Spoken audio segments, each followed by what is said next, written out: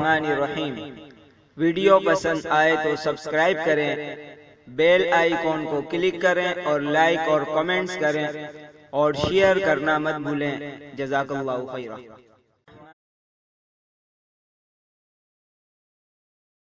نحمده ونصلي ونسلم على رسوله الکریم، اما بعد۔ ایصال ثواب کے بہت سارے طریقے ہیں، کچھ شریعت کے خلاف ہوتے ہیں اور کچھ رسم و رواج ہوتے ہیں۔ بہرحال ان طریقوں پر تو کبھی اور گفتگو کی جائے گی۔ ابھی ایصال ثواب کا سب سے آسان طریقہ بتایا جاتا ہے۔ سب سے آسان طریقہ یہ ہے کہ کسی کو بھی ثواب پہنچانا ہے، اس میں کوئی بھی نفلی کام کر لیں، چاہے وہ جسمانی نفلی کام ہو یا لسانی یعنی زبان سے آپ کوئی نفلی کام کریں، اس کا ثواب آپ جس کو بخشنا چاہتے ہیں اس کو ہدیے کے طور پر بھیج دیں۔ اب جسمانی کام سے مراد یہ کہ کسی کی مدد کر دی، کوئی آدمی کی گاڑی خراب ہو گئی اور اس آدمی کی گاڑی کو دھکا لگانا پڑا، آپ نے دھکا لگا دیا۔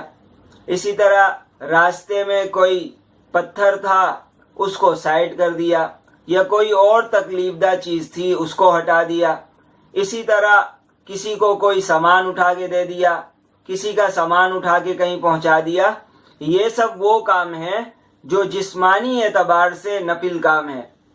اور لسانی یہ کہ اللہ کا ذکر کر لیا، لا الہ الا اللہ محمد رسول اللہ پڑھ لیا، یا سبحان اللہ وبحمدہ 100 مرتبہ پڑھ لیا، یا 3 دفعہ سورۃ الاخلاص پڑھ لی۔ سورہ اخلاص کے بارے میں حدیث میں آتا ہے ثلث قرآن ہے، یعنی قرآن کا ایک حصہ ہے۔ اس لیے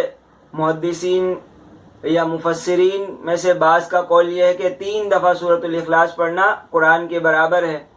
تو یہ وہ ایصال ثواب کے آسان طریقے ہیں کہ جو ہر روز روزانہ کی بنیاد پر ایصال ثواب کیا جا سکتا ہے۔ مثلا کسی کا کوئی رشتہ دار فوت ہو گیا، اب تیجا، 40واں اور برسی کا انتظار کرنا، تو اگر اللہ نہ کرے کہ اگر وہ قبر میں تنگی میں ہے تو 3 دن تک وہ بیچارہ انتظار کرے گا کہ کچھ قرآن پڑھا جائے یا کوئی سورت پڑھی جائے میرے لیے، اور پھر اس کے بعد 40 دن کا انتظار ہوگا کہ 40واں ہو تو مجھے کوئی اعمال کا ہدیہ ملے، اور پھر سالانہ ایک سال کے بعد اس کو ہدیہ پہنچے گا۔ حالانکہ حدیث میں آتا ہے کہ جو انسان دنیا سے چلے جائے اس کی مثال ایسی ہے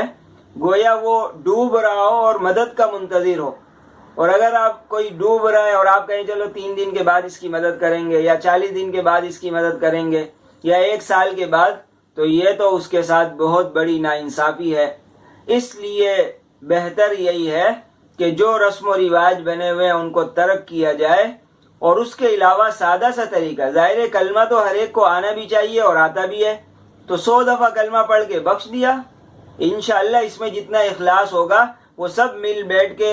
چاہے 1.25 لاکھ دفعہ آیت کریمہ پڑھ لیں، 50-60 ختم قرآن کر لیں، لیکن وہ اخلاص اور وہ ریاکاری سے بچنا نہیں ہوگا۔ اور اسی طرح جو اس طرح کی مجالس ہوتی ہیں ان میں بہت زیادہ جو ہے شریعت کے خلاف باتیں ہوتی ہیں، تو اس لیے آسان سا کام کرے، اور سورہ اخلاص آتی ہے روزانہ اس کو 3 دفعہ پڑھ کے بخش دے، اور ہر روز یہ دعا کرے، اے اللہ میں نے جتنے بھی ایسے کام کیے ہیں جو اس کا ثواب میرے فلاں رشتہ دار کو، میرے ابا جان کو، یا جس کے جو رشتہ دار فوت ہوئے، یا اللہ اس کو پہنچ سکتا ہے تو یا اللہ اس کا ثواب پہنچا دے۔ یہ ضروری نہیں ہے کہ ہم کسی امام صاحب کو مسجد سے پکڑ کے لے کر آئے، یا کسی اور بندے کو کہ ہم نے جو ہے نا اتنے قرآن پڑھے یا اتنا اعمال کیے ہیں، آپ جو ہے اس کا ایصال ثواب کر دیں۔ ایصال ثواب تو ہر ایمان والا کر سکتا ہے۔ ایصال ثواب کے لیے صرف نیت کی ضرورت ہے۔ دل میں سوچ لیا یا اللہ یہ جو میں نے عمل کیا ہے اس کا ثواب مجھے بھی مل جائے اور میرے فلاں رشتہ دار کو بھی مل جائے، مجھے بھی مل جائے، میرے مرحوم باپ کو بھی مل جائے، مجھے مل جائے، میری مرحومہ ماں کو بھی مل جائے، تو انشاءاللہ یہ آسان سا طریقہ ہے۔ اس کے لیے کسی عالم کو لانے کی ضرورت نہیں ہے، کسی امام کو کہنے کی ضرورت نہیں ہے۔ اور اس کے بعد جو خود اگر کوئی دعا کرے نیت کرنے کے بعد، تو اس دعا کے اندر جتنا اخلاص ہوگا، ظاہر ہے جس کا رشتہ دار فوت ہوتا ہے اس کے اندر غم ہوتا ہے اور دکھ ہوتا ہے، اور ایک دل کی تڑپ ہوتی ہے، دل کی آہ ہوتی ہے، اور جو دل کی آہیں نکلتی ہیں پھر وہ عرش معلی کو ہلا دیتی ہیں اور وہ قبولیت کے درجے کو پا لیتی ہیں۔ اس لیے ایسے کام کرنے چاہیے جو سادہ سے ہو، آسان ہو اور جس میں اللہ کی طرف رجوع توجہ زیادہ ہو اور پورا کامل اخلاص ہو۔ اسی طرح ہمارے یہاں عام طور پر یہی ماحول ہے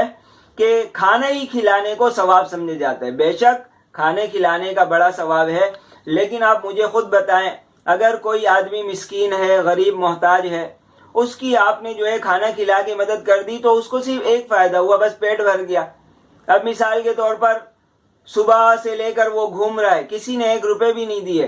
اور 10 جگہ اس کو کھانے کی آفر مل گئی، ایک جگہ کھا لیا، دوسری جگہ اس نے کہا میں تو پیٹ بھرا ہوا ہے کیسے کھاؤں گا، تیسری جگہ پھر کھانے کی، ہر جگہ کھانے کی آفر مل لی ہے۔ اس کو بتائیں کہ کھانا کھانے کے وجہ سے اس کی کون سی ضرورت پوری ہو سکتی ہے؟ صرف یہی کھانے کی ضرورت پوری ہو سکتی ہے، اس کے علاوہ تو اس کی کوئی ضرورت پوری نہیں ہوئی۔ لیکن اگر آپ کھانا کھلانے کے بجائے اگر اس کو 100 روپے دے دیتے، اس کو اگر گھر میں آٹے کی ضرورت ہوتی یا اس کو تیل کی ضرورت ہوتی یا چینی کی ضرورت ہوتی، وہ اپنی ضرورت پوری کر لیتا۔ تو یہ کھانا کھلانے میں ایک تو یہ ہے کہ اس سے فقیر اور مسکین کو صرف کھانا کھانے کے علاوہ کوئی فائدہ نہیں ہوتا، لیکن اس کے مقابلے میں اگر آپ اس کو پیسے دے دیں گے تو وہ اپنی جو بھی ضرورت ہے وہ اس کو پورا کر سکتا ہے۔ اس لیے زیادہ بہتر یہی ہے کہ اس کو نقدی دی جائے، پیسے دیے جائے۔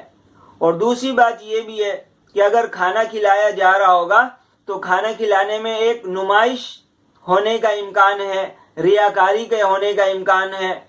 اس لیے بہتر یہی ہے کہ جتنے پیسے کھانے میں خرچ کرنے ہیں اتنے پیسے جو ہے 20 حصوں میں 30 حصوں میں تقسیم کر کے 30 محتاج ضرورت مند لوگوں کو انشاءاللہ تقسیم کر دیں۔ اس سے یہ فائدہ ہوگا، اخلاص بھی رہے گا اور اس کے ساتھ مسکین اور محتاجوں کا فائدہ بھی ہو جائے گا۔ اور پھر حدیث میں بھی آتا ہے کہ صدقہ ایسا کرو کہ بائیں ہاتھ کو بھی پتہ نہیں چلے، یعنی کسی کو پتہ ہی نہیں چلے۔ ایسا صدقہ کرنے والے قیامت کے دن عرش کے سائے میں ہوں گے۔ یہ سارے کام ہیں جو ایصال ثواب کے لیے کیے جا سکتے ہیں۔ کچھ بھی نہیں آتا، اللہ اللہ اللہ پڑھ لے، کم از کم اتنا اللہ کا نام تو آتا ہے ہر ایک کو، یا محمد رسول اللہ، یا اتنا سا درود شریف پڑھ لے، اللہم صلی علی محمد وعلی آل محمد، یہ پڑھتا رہے 100 دفعہ 200 دفعہ، جتنی دفعہ، انشاءاللہ اس کا ثواب جو اپنے مرحومین کو پہنچائے گا اس سے وہ فائدہ ہوگا جو دوسری چیزوں سے نہیں ہو سکتا۔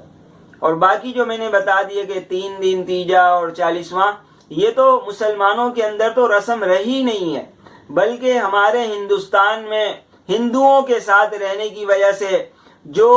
مسلمان لوگ اپنے دین کو نہیں سیکھ سکے، اپنے دین کا پتہ نہیں چلا سکے، تو جو ایسے ہندو جو مسلمان ہوئے تھے اور ان کو پورا نہیں پتہ چلا، اس میں ان کی کوئی رسم و رواج باقی رہی، بعد میں ان کی نسلوں میں یہ بھی جاری رہی۔ تو اس لیے بہتر یہی ہے کہ جو شک میں ڈالنے والی چیز ہے یا مشکوک چیز ہے یا جو رسم و رواج ہندوؤں میں یا کافر اقوام میں پھیلا ہوا ہے، اس رسم و رواج سے بچا جائے۔ اس لیے کہ حدیث میں ہے من تشبہ بقوم فہو منہم، جو جس قوم کی مشابہت اختیار کرتا ہے قیامت کے دن اس کا حشر اس کے ساتھ ہوتا ہے۔ تو انشاءاللہ جس طرح نبی کریم صلی اللہ علیہ وسلم کے زمانے میں اور صحابہ کرام کے زمانے میں ہوتا یہی تھا کہ ایصال ثواب کی کوئی صورت ایسی نہیں ہوتی تھی۔ ہاں، کنواں کھدوا دیا، بورنگ کروا دی، آج کے زمانے کے اعتبار سے ماں کے ایصال ثواب کے لیے، باپ کے ایصال ثواب کے لیے بورنگ بنا دی، سب کو مفت میں پانی دے دیں، یا اس طرح کوئی ایسا کام کریں، مسافر خانہ، کوئی مہمان خانہ بنوا دیں، یا اس طرح جو لوگوں کی ضرورت کی چیزیں وہ بنوا دیں، اس سے اتنا زیادہ فائدہ ہوگا جتنا صرف کھانا کھلانے سے نہیں ہوگا۔ اللہ تعالی ہم سب کو دین کی سمجھ کی توفیق نصیب فرمائے۔